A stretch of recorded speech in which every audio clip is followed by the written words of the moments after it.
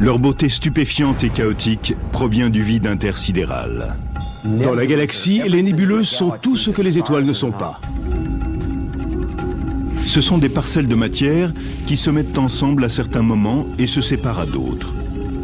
Des voiles vaporeux, des masses tournoyantes, certaines sombres, d'autres illuminées de couleurs brillantes, beaucoup adoptant des formes étrangement familières.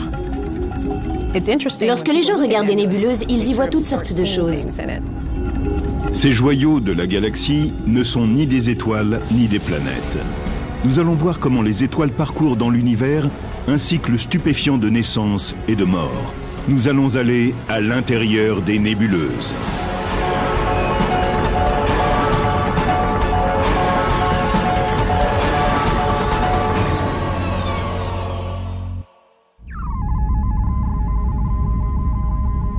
Voici l'une des photos de l'espace les plus célèbres.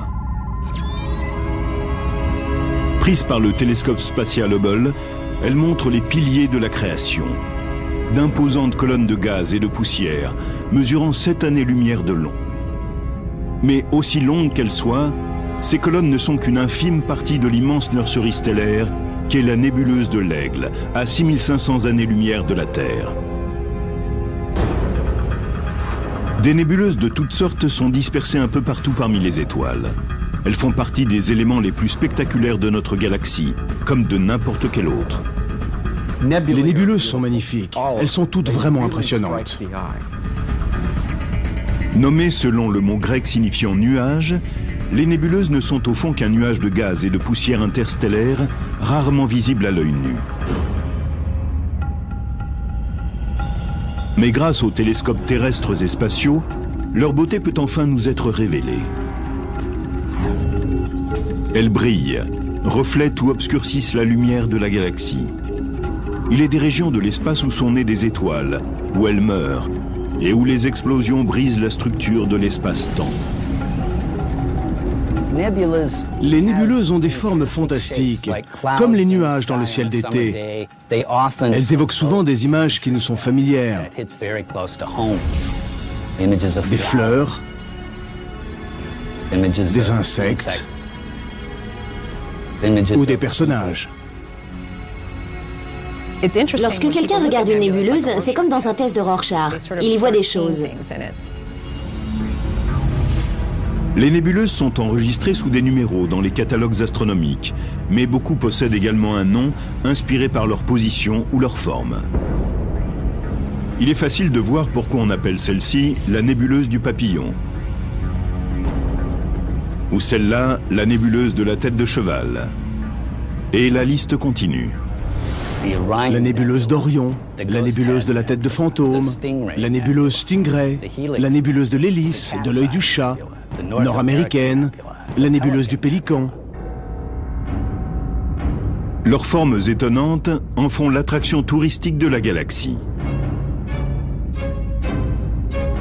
Admettons que vous soyez en famille dans une soucoupe volante et que vous parcouriez la Voie lactée à la recherche d'un endroit où vous arrêtez, vous irez sur une nébuleuse.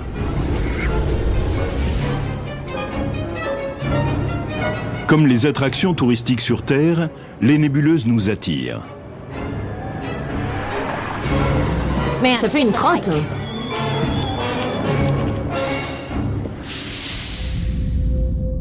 Dans le ciel de nuit, c'est la grande nébuleuse d'Orion qui attire la première notre regard.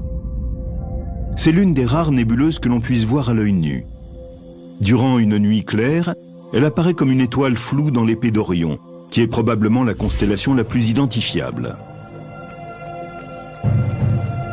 Aujourd'hui, la nébuleuse d'Orion est la zone la plus active de notre galaxie en matière de formation d'étoiles. Elle éclaire le ciel comme nulle autre. En matière de nébuleuse, c'est la star de toutes. Comme les hommes sur Terre sont attirés par les sites touristiques, les astronomes tentent de se rapprocher des nébuleuses. Ils veulent tous les photographier. Après tout, le tourisme, que ce soit sur Terre ou dans le ciel, n'est jamais qu'une histoire de photos. Les photographes de nébuleuses occupent une niche très particulière et très importante à mon avis. Ils se situent au sommet, au croisement de l'art et de la science.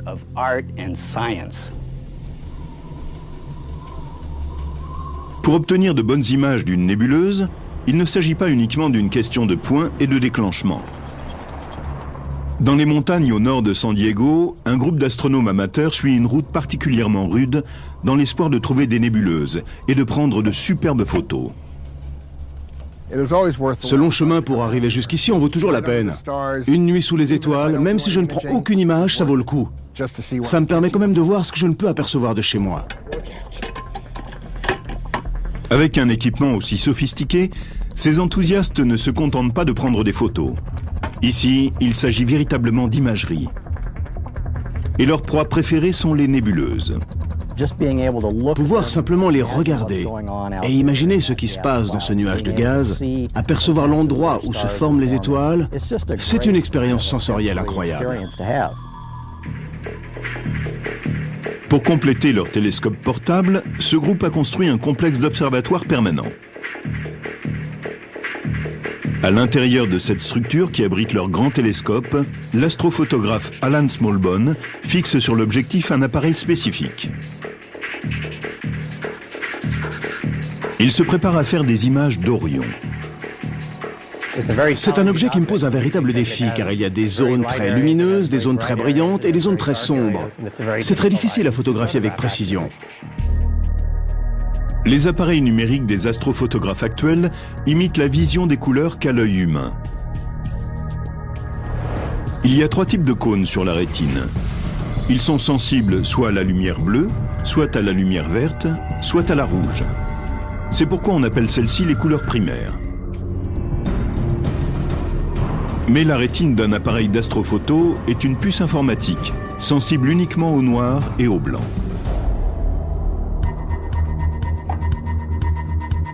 Pour les photos couleurs, il utilise des filtres rouges, verts et bleus, et prend au moins une photo avec chacun d'entre eux. On appelle souvent cette technique pour produire des couleurs plus naturelles le RVB. En photographiant la nébuleuse d'Orion, Alan Smallbone observe des temps d'exposition de 5 minutes pour chacun des 3 filtres. Mais les nébuleuses sont si sombres que pour obtenir ses meilleures images, il a souvent besoin de douzaines d'expositions, ce qui conduit à une durée totale d'exposition de 14 heures. Personne n'a jamais dit que c'était facile. L'astrophoto peut être un exercice très fastidieux car elle demande beaucoup de temps. Elle exige d'être assis durant de longues heures à attendre avant de pouvoir déclencher l'appareil. On ne peut qu'attendre. Ensuite, Alan Smallbone superpose les images brutes sur son ordinateur. Les différentes combinaisons de points rouges, bleus et verts s'assemblent comme dans la télévision couleur pour créer toutes les nuances du spectre. Des heures après qu'il a ouvert l'obturateur, la nébuleuse d'Orion apparaît sur l'écran dans ses couleurs naturelles, qu'aucun œil humain ne pourrait voir autrement.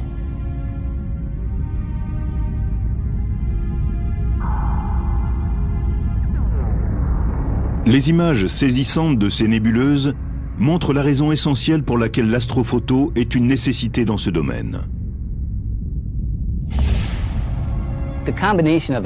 La combinaison du télescope et de l'appareil photo permet de voir des détails dans la structure de la nébuleuse qu'on ne peut apercevoir à l'œil nu.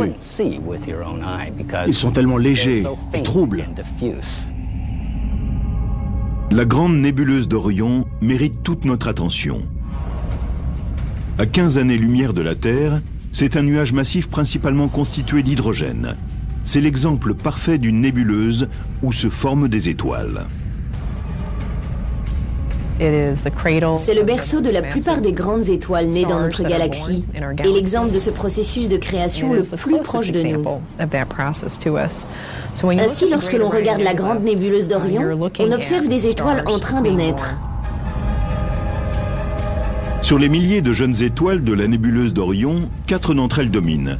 Ce sont les angles d'un amas appelé le trapèze, en raison de sa forme. Massives et brûlantes, elles sont responsables de cette apparition astronomique lumineuse. Le trapèze au centre de la grande nébuleuse d'Orion est ce qui lui donne son énergie. C'est ce qui en fait une nébuleuse. S'il n'y avait pas ces étoiles du trapèze, ce serait un nuage sombre. Les radiations des étoiles du trapèze sculptent le gaz environnant et le font briller à cause de la lumière qu'il émet.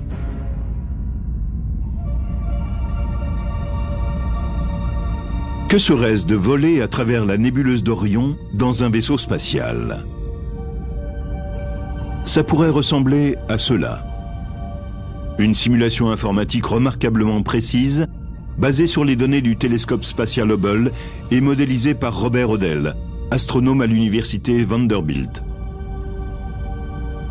En traversant le gigantesque nuage, on peut voir briller les 4 étoiles du trapèze. Leurs positions en 3D sont maintenant évidentes. Leur énergie intense a vidé le centre de la nébuleuse.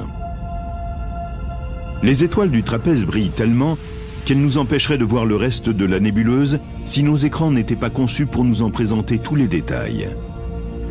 Les boules sombres et dispersées sont appelées proplides ou disques protoplanétaires. Ce sont des couches de poussière entourant des étoiles nouvellement formées et transformées en gouttelettes par des vents d'énergie stellaire venus du trapèze.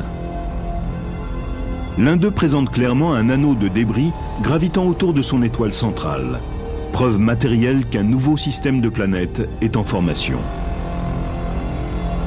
Quand on sort de la nébuleuse d'Orion, on l'aperçoit sous l'angle selon lequel on la voit à partir de la Terre. Mais à 1800 années-lumière de là, elle est réduite à une petite tache dans notre champ de vision. Imaginez à quoi cela ressemblerait à seulement 4 années-lumière, la distance de l'étoile la plus proche de nous. Si la nébuleuse d'Orion était à la même distance de nous que l'est l'étoile la plus proche de la Terre, elle serait si brillante que nous ne pourrions percevoir l'obscurité du ciel. Impossible de voir les autres étoiles, nous serions à peine conscients des autres galaxies, simplement à cause de sa grande luminosité. Le monde se résumerait à la nébuleuse d'Orion et au Soleil. Par chance, nous vivons en un point de la galaxie où nos télescopes et nos appareils photo peuvent scruter les cieux pour dénicher les joyaux que sont les nébuleuses. Il en existe 5 types principaux. Les nébuleuses comme Orion, où se forment les étoiles, sont appelées des nébuleuses H2. Ici, l'hydrogène léger est activé par la chaleur des étoiles et émet de la lumière. Ensuite, il y a les nébuleuses par réflexion, où les étoiles lumineuses ont dispersé les gaz environnants, laissant la poussière refléter la lumière stellaire. Les nébuleuses planétaires naissent durant le lent processus de mort des étoiles ordinaires. Elles forment, à travers la galaxie, l'un des plus fascinants assemblages de formes et de couleurs. Les rémanents de supernovas sont constitués à partir de la matière éjectée lors de l'explosion d'une étoile massive en supernova. Et puis, il y a les nébuleuses obscures, des nuages de poussière et de gaz interstellaires. On les voit généralement comme les ombres chinoises des nébuleuses brillantes qui se trouvent derrière elles. Le moment venu, des étoiles naîtront en leur sein. Mais l'origine véritable des nuages d'étoiles de gaz et de poussière de la galaxie est un phénomène des plus curieux. L'énigme que posent les nébuleuses qui surgissent du mystérieux milieu interstellaire, c'est comment peuvent-elles se former à partir de quasiment rien du tout? L'espace et son immense vide recèlent plus que ce que nous voyons. Le milieu interstellaire neutre, ou ISM, remplit la distance entre le Soleil et tous ses voisins galactiques. Quand nous réfléchissons à cette obscurité entre les étoiles, nous pensons parfois qu'il n'y a rien d'autre que le vide spatial. Mais en fait, même ce que nous appelons le vide spatial est rempli de poussière et de gaz. C'est vrai que ceux-ci sont assez rares. Jusqu'à quel point? Probablement davantage encore que dans le plus grand vide que l'on puisse créer sur Terre. Les particules du milieu interstellaire sont constituées de 90% d'hydrogène et 10% d'hélium. On y trouve également des traces d'autres éléments et d'infimes poussières. L'existence du gaz et de la poussière est évidente lorsqu'on regarde la Voie lactée. Dans la bande d'étoiles qui se trouve en lisière de la vision que nous avons de notre galaxie depuis la Terre, les espaces sombres semblent vides. Mais en réalité, c'est tout le contraire. Ces espaces ne sont pas dépourvus d'étoiles. En fait, il y a de la poussière entre nous et les étoiles lointaines et cela bloque la lumière. Nous ne les voyons qu'en ombre chinoise. Les sombres couloirs de gaz et de poussière nous montre où le milieu interstellaire se rassemble pour former les nébuleuses dans leur stade premier. Nous voyons ces nébuleuses obscures comme des ombres sur l'arrière-plan étoilé.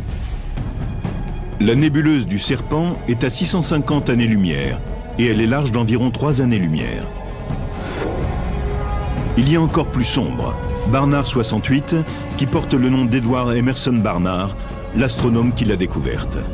Les nébuleuses de ce type sont assez profondes pour cacher la lumière des étoiles, mais les gaz et les poussières qu'elles contiennent sont très légers, jusqu'à ce que l'œuvre de la gravitation ne s'accélère.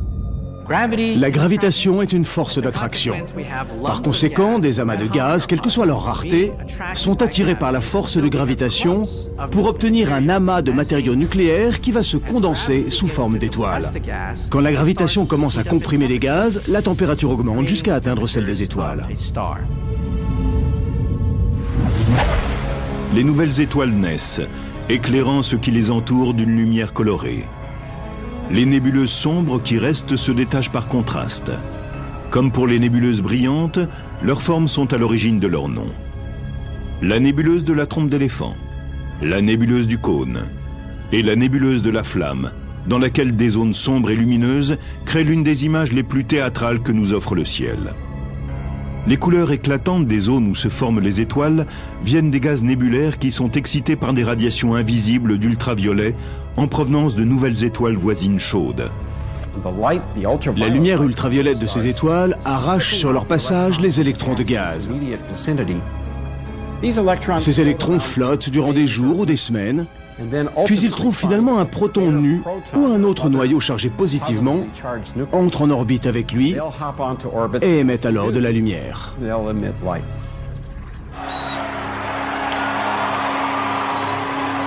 À l'université de Rochester, l'astronome Adam Frank compare l'excitation du gaz dans une nébuleuse à un match de basketball.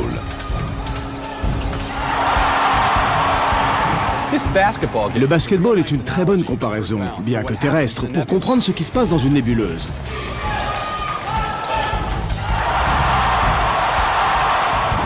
Sur le terrain, on a Rochester qui joue contre l'université de New York. Les joueurs sont comme les étoiles, au centre d'une nébuleuse. Lorsqu'il se passe quelque chose d'excitant, on peut voir la foule s'animer. Le public se lève, encourage les joueurs, ils émettent de l'énergie. Dans ce cas, c'est une énergie sonore. Dans une nébuleuse, c'est une énergie lumineuse. C'est exactement la même chose qui se produit lorsqu'un électron est arraché d'un atome. Il flotte pendant un moment, puis trouve un autre atome avec lequel se recombiner, et il émet alors de l'énergie.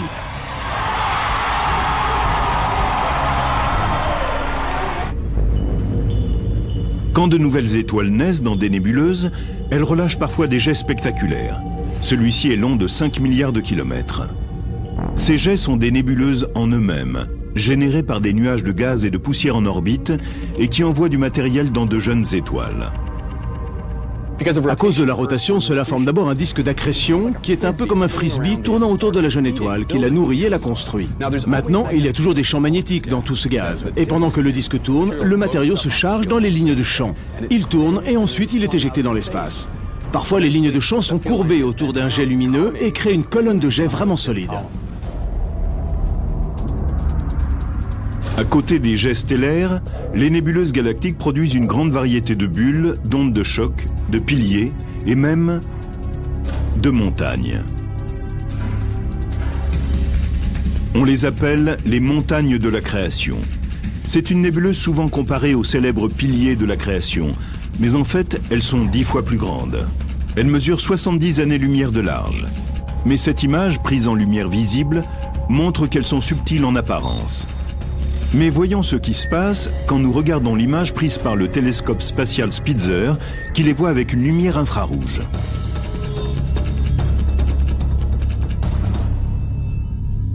La lumière infrarouge est une lumière dont la longueur d'onde est légèrement plus élevée que celle de la lumière visible. Elle est émise par des objets qui sont chauds mais pas très brûlants, comme nous par exemple. Étant donné que la lumière infrarouge est émise par tout ce qui est chaud, on l'utilise souvent pour détecter la chaleur. Grâce à des appareils sophistiqués, chaque température est détectée comme une couleur infrarouge que nous ne pouvons pas voir. Ensuite, tout cela est transposé en couleur visible que nous pouvons voir. C'est de cette manière que les infrarouges peuvent se servir de la chaleur du corps pour nous montrer des astronomes amateurs qui travaillent dans l'obscurité de la nuit. Autrement, nous devrions allumer une lumière pour les voir. Dans l'espace, les mêmes principes s'appliquent. Voici la nébuleuse de l'Aigle en lumière visible. Mais le télescope à infrarouge Spitzer la voit d'une façon toute différente. Elle dévoile une région de poussière extrêmement chaude que l'on aperçoit ici en rouge. Qu'est-ce qui mène la poussière à une telle température? Les étoiles de la nébuleuse? Non, elles ne sont ni assez lumineuses ni assez chaudes. Mais peut-être une explosion de supernova. Ou peut-être la mort violente d'une étoile. Une supernova pourrait envoyer une onde de choc massive qui aurait un profond impact, parce que la nébuleuse de l'Aigle abrite les piliers de la création. Pour les piliers, ce n'est pas une bonne chose. Parce que ce qui risque d'arriver, c'est que l'onde de choc de la supernova, qui est produite par l'étoile en train d'exploser, va tôt ou tard les heurter. Et quand elle les atteindra, elle va les pulvériser et ils seront détruits. Ensuite, elle laissera les étoiles qui forment les piliers derrière elle. Mais tout ce gaz et cette poussière et ces formes magnifiques semblables à des piliers disparaîtront simplement. La lumière infrarouge qui dévoile le destin des célèbres piliers n'est qu'un des outils dont disposent les astronomes. Mais les nébuleuses peuvent être vues par quantité de moyens lumineux qui soulèvent les voiles qui garderaient autrement leur secret dissimulé à jamais. Dans un univers rempli de lumière, les astronomes ont appris à regarder les étoiles en analysant cette lumière par différents moyens, comme les images infrarouges du télescope spatial Spitzer. L'infrarouge n'est qu'une zone du spectre électromagnétique qu'on utilise pour mesurer la longueur d'onde de toutes les sortes de radiations. À une extrémité, il y a les ondes radio qui sont les plus longues, et à l'autre, les rayons gamma qui sont les plus courts. Entre les deux, il y a les autres longueurs d'onde, parmi lesquelles la lumière visible, qui est une fraction tellement infime qu'il est difficile de l'imaginer. Quelle est la taille du spectre visible? Admettons que nous ayons un film qui représente la totalité du spectre électromagnétique et qui s'étendrait sur 3800 km de la Californie à l'Alaska. La section du spectre visible tomberait quelque part au milieu, près de l'Université de Washington.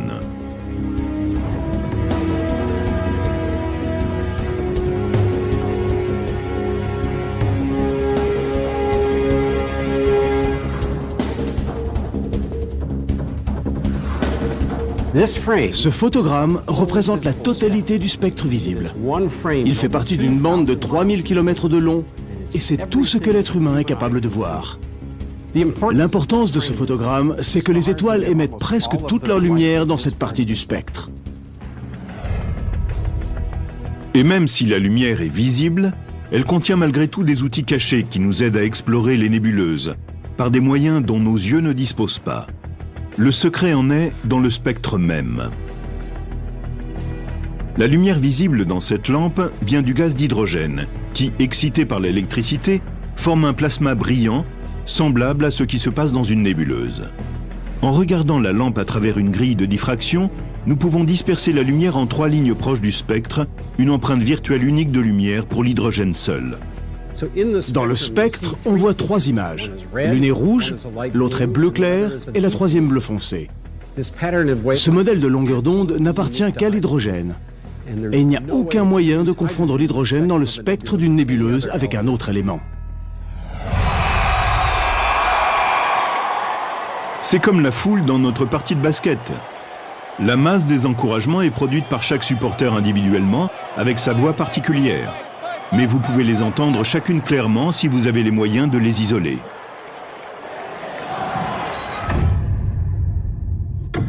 Isoler les lignes spectrales particulières de chaque élément à l'intérieur d'une nébuleuse a permis aux astronomes de créer des images qui font vraiment d'elles les attractions touristiques de notre galaxie. En utilisant ce qu'on appelle les filtres à bande étroite, qui correspondent aux lignes isolées, les astronomes nous ont montré une autre façon de voir les choses que nous ne pouvons voir par nous-mêmes. Quand le télescope Hubble a photographié les piliers de la création, il a utilisé un filtre pour isoler la ligne rouge la plus lumineuse de l'hydrogène, un autre pour isoler la ligne encore plus rouge du soufre, et un troisième pour capturer la ligne bleu-vert de l'oxygène.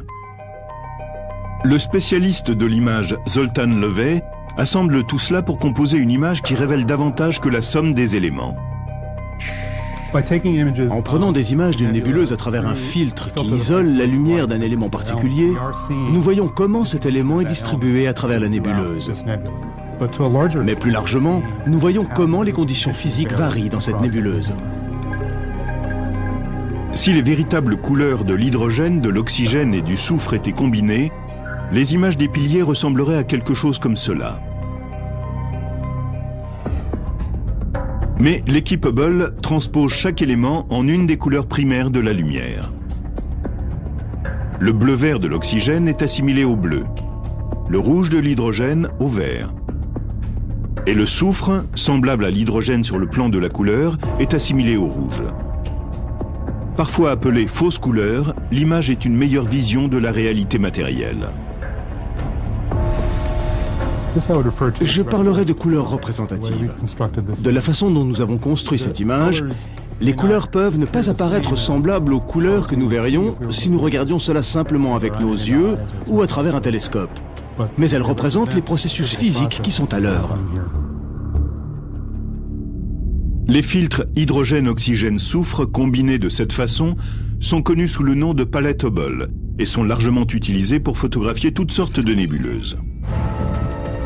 Cela nous montre non seulement le chaos de couleurs des nébuleuses, mais aussi les images étonnantes des lieux où meurent les étoiles.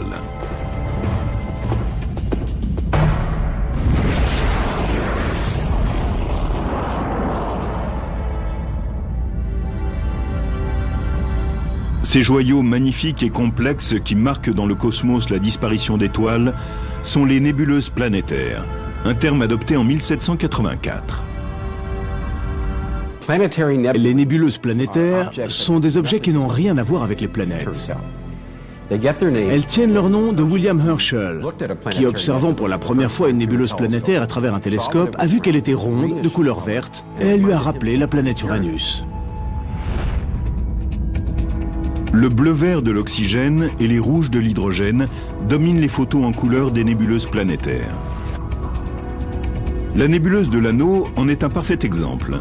Elle est à 2300 années-lumière de la Terre et mesure 1,3 années-lumière de diamètre. Elle est considérée comme le prototype des nébuleuses planétaires.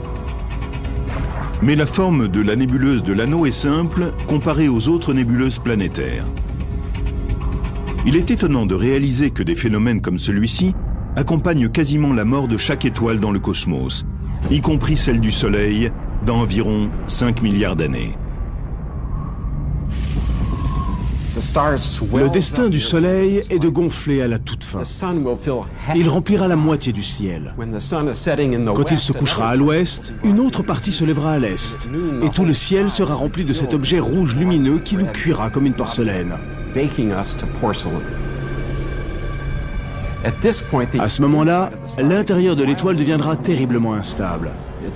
Il se secouera, il se fendra, et la surface disloquée pourrait être projetée dans l'espace. C'est comme si une étoile éternuait. L'enveloppe extérieure de gaz entrera en expansion, tandis que le Soleil rétrécira, et de géante rouge, il deviendra une naine blanche brûlante. La lumière ultraviolette de la naine excitera le gaz environnant, ce qui le fera briller comme les régions formatrices d'étoiles. Ce phénomène lumineux durera des milliers d'années avant de faiblir et de disparaître. Il est pratiquement impossible de prédire quel genre d'image cosmique produira le Soleil à la fin de son existence.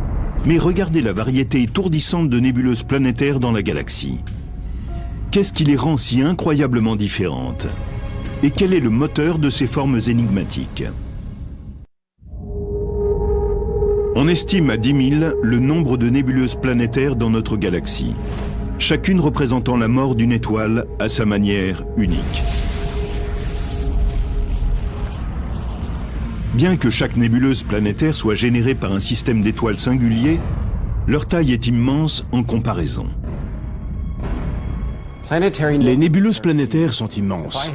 Si j'avais le système solaire entre mes doigts, le rayon d'une nébuleuse planétaire serait entre 1000 et 10 000 fois plus grand. Et à cause de leur grand éloignement de la Terre, la plupart des nébuleuses planétaires nous paraissent être de petits points dans le cosmos. La nébuleuse NGC 2440 est à 4000 années-lumière de la Terre, et bien qu'elle mesure une année-lumière en largeur, sa taille, quand on la regarde de la Terre, ne représente que 4% de celle de la pleine Lune. Seuls les télescopes les plus puissants peuvent en voir le détail. La nébuleuse de l'Hélice est en apparence aussi grande que la Lune, mais elle réclame un certain temps d'exposition pour être vue en entier. Sa forme étonnante a donné l'idée à certains de l'appeler l'œil de Dieu. Éloignée de 450 années-lumière, elle fait partie des nébuleuses planétaires les plus proches de la Terre. C'est pourquoi elle a été étudiée avec attention. Cette photo prise par le télescope spatial Hubble est l'une des images astronomiques les plus détaillées qui ait jamais été faite. Entre autres surprises, elle révèle des nœuds étranges qui ressemblent à des bâtons à l'intérieur de la nébuleuse. On les appelle les nœuds cométaires, sans doute parce qu'on pensait qu'ils venaient à l'origine de comètes, de vieilles comètes autour de l'étoile, alors qu'en fait c'est une interaction vraiment naturelle entre la lumière stellaire et le gaz. Cette lumière stellaire sort et cela produit comme un choc avec le gaz. C'est un peu comme si on jetait de l'eau froide sur un feu brûlant. Cela provoque la sortie du gaz sous forme de boucles et de fragments. Les couleurs brillantes qu'on voit sur les photos des nébuleuses planétaires sont décevantes. Si un vaisseau spatial était proche de l'étoile centrale de la nébuleuse de l'Hélice, le gaz lumineux serait pratiquement invisible, parce qu'il est trop mince. Ce n'est qu'en filant vers les limites extérieures de la nébuleuse planétaire que la vision commencerait à changer. Il faudrait parcourir des milliers de kilomètres dans le système solaire avant de commencer à voir la lueur des gaz de la nébuleuse planétaire même. Ceci ressemblerait beaucoup à l'aurore comme nous la voyons sur Terre. Les couleurs seraient magnifiques. Et ensuite, peu après cela, nous finirions par traverser la nébuleuse et nous plongerions dans les profondeurs de l'espace. En regardant derrière la nébuleuse, les couleurs sont plus apparentes. Le gaz, autrement, est trop mince pour être vu, si nous ne regardons pas à travers son enveloppe entière, mince de milliards de kilomètres. Mais même là, nous avons besoin d'aide.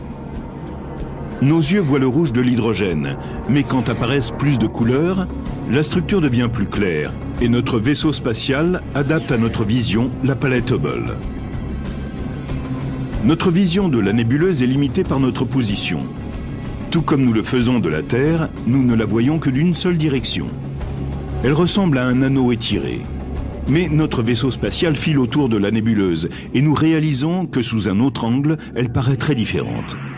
Ce n'est pas un anneau de gaz, ni même une sphère, mais deux disques distincts qui se recoupent. Peut-être à cause d'une étoile centrale qui décharge du gaz dans deux phases séparées à différents moments vers la fin de son cycle de vie. Les questions entourant les formes de la nébuleuse planétaire sont parmi celles qui engendrent la plus grande perplexité chez les astronomes. Jetons un œil sur certaines des structures d'une nébuleuse planétaire. Elles vont d'une forme ronde, comme la nébuleuse tranche de citron, à une forme elliptique, comme la nébuleuse du spirographe. Et il y en a beaucoup d'autres, comme la nébuleuse de la fourmi et la nébuleuse du double calmar. Étant donné qu'une étoile commence comme une sphère, on pourrait s'attendre à ce que, dans son dernier souffle, elle produise une nébuleuse planétaire sphérique. Mais en fait, seulement 10% des nébuleuses planétaires ont cette structure. Les vents stellaires venus des différentes couches de gaz jetées par l'étoile à différents moments et à différentes vitesses à sa mort sont les sculpteurs de certaines formes plus exotiques. Il y a une interaction entre les vents. Ils entrent en collision les uns avec les autres. Ce processus sculpte la nébuleuse et permet de lui donner cette forme intéressante. Les nébuleuses planétaires les plus intrigantes sont celles qui ont des structures bipolaires. Des forces mystérieuses à l'intérieur de ces étranges objets provoquent la production de jets par les gaz lumineux qui rappellent les jets stellaires des étoiles en train de naître. Comment deux phénomènes aussi similaires peuvent-ils se produire au début et à la fin de la vie d'une étoile ? Les jets sont des phénomènes doués d'ubiquité. Ce qu'ils ont tous en commun, c'est la présence d'un disque d'accrétion qui est constitué de gaz en rotation et de champs magnétiques à l'intérieur de ces gaz. Et tandis que le matériau traverse le disque d'accrétion et se charge de lignes de champ, il est de nouveau éjecté dans l'espace. Mais une étoile en train de mourir n'a pas à l'intérieur d'elle un disque de matériaux finissant. À moins de faire partie d'un système binaire qui est formé de deux étoiles qui tournent l'une autour de l'autre. Les systèmes binaires sont très répandus dans l'univers. Quand les deux étoiles tournent l'une autour de l'autre, l'une d'elles transfère une partie de sa masse vers l'autre. Le matériau file d'une étoile à l'autre et on voit se former un disque d'accrétion. Des champs magnétiques apparaissent dans ce disque d'accrétion et le matériau est éjecté comme dans d'autres cas. Les nébuleuses planétaires représentent le processus normal de mort d'une étoile dans l'espace. Mais il y a des étoiles géantes dans l'univers qui sont bien loin d'être normales. Elles finissent leur vie par des explosions massives. Et souvent, les nébuleuses laissent derrière elles les seuls indices qui témoignent de leur fin violente. En 1054, une étoile massive a explosé à 6300 années-lumière du système solaire. Depuis la Terre, elle est apparue comme une nouvelle étoile, la plus brillante qui soit dans le ciel. 10 fois plus brillante que Vénus. Elle est restée visible dans la lumière diurne pendant 29 jours. On sait que les astronomes chinois l'ont également vue, ainsi que peut-être les Anasazi du Nouveau-Mexique, comme semble le montrer un de leurs pétroglyphes. Elle a pâli presque aussi vite qu'elle était apparue, et aujourd'hui, nous ne pouvons la voir qu'à l'aide de télescopes. Mais ce qui reste d'elle est spectaculaire. 1 millier d'années plus tard, nous l'appelons la nébuleuse du Crabe. C'est une des nébuleuses qu'on appelle rémanents de supernova. Les rémanents de supernova sont pour l'essentiel des débris de nuages en expansion issus de l'explosion d'une étoile vraiment massive. C'est l'explosion qui signe à la fin de sa vie la mort de l'étoile. Les rémanents de supernova ressemblent aux nébuleuses planétaires, dans la mesure où ils sont tous les deux nés de la mort d'une étoile. Tandis qu'une étoile évolue pour devenir une nébuleuse planétaire, elle éjecte très lentement une masse dense de sa surface. Ce n'est pas une explosion, c'est simplement une éjection. Une supernova est beaucoup plus simple, c'est juste une explosion. Tout arrive en quelques secondes. Et la nébuleuse que nous voyons est un shrapnel qui reste encore. Le spectacle lumineux vient de l'onde de choc de l'explosion, qui écrase le matériel alentour et le fait briller. Ce principe a été illustré de façon spectaculaire lorsqu'en 2004, le télescope Hubble a capté cette onde de choc en train de frapper un anneau de gaz dans le rémanent d'une supernova qui avait explosé à 160 000 années-lumière en 1987. Plus proche de nous, la nébuleuse du Crabe reste la plus célèbre de tous les rémanents de supernova. Cela fait 300 ans qu'elle est étudiée grâce au télescope. Elle renferme un secret enfoui à l'intérieur et que nous n'avons toujours pas découvert depuis 1968. Au centre, il y a un pulsar qui tourne sur lui-même 30 fois par seconde. Un pulsar est une étoile à neutrons tournoyante, tellement dense qu'une cuillère à thé en pèserait 1 milliard de tonnes. Celui qui est à l'intérieur de la nébuleuse du Crabe est large de 27 km et pèse plus lourd que notre Soleil. Il tournoie vite, mais en perdant son énergie, il ralentit graduellement. L'énergie de sa rotation se transforme en gaz. Et en fait, la plus grande partie de la radiation dans cette nébuleuse est amplifiée par le ralentissement du pulsar. On voit cette radiation comme l'étrange lueur bleue au centre de la nébuleuse du Crabe. Elle est générée par des électrons qui se déplacent quasiment à la vitesse de la lumière à travers les champs magnétiques du pulsar. Mais il y a plus que cette lueur bleue. Des photos spatiales récentes révèlent que des champs magnétiques secouent le centre de la nébuleuse. On voit de petites ondulations émaner du pulsar. Ce n'est pas une fausse idée de penser qu'un champ magnétique est un ruban étiré. Et quand on le pince, on cause une perturbation qui fait son chemin ensuite. Voilà ce qui se passe d'une façon ou d'une autre. Les détails sont au-dessus de nous, mais on peut voir le phénomène et il est assez clair. La mort de l'étoile qui a formé la nébuleuse du Crabe fait partie du cycle de vie de la galaxie. Le gaz expulsé dans l'espace et devenu rémanent de supernovas ou nébuleuses planétaires retourne au milieu interstellaire, où il devient un matériau brut pour les générations futures d'étoiles. Ce processus ne peut pas continuer éternellement, parce que nous avons une quantité définie de gaz d'hydrogène.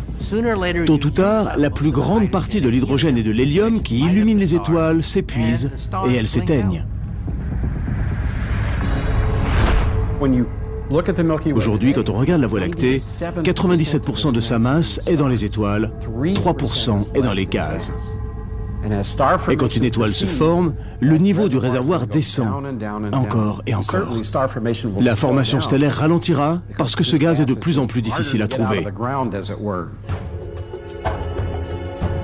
Mais des astronomes, à l'aide du Green Bank télescope, ont découvert récemment une source de gaz dans un nuage massif à l'extérieur de la Voie lactée.